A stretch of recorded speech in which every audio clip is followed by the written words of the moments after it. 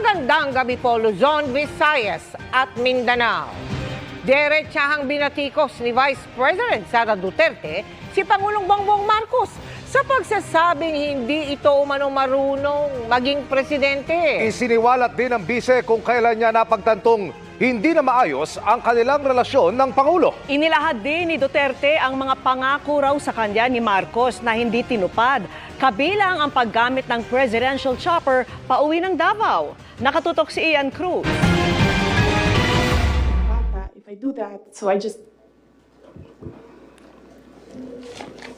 imagined myself cutting his head.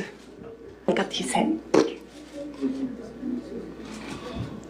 So noon, na-realize ko, toxic na, di ba? Ganyan na yung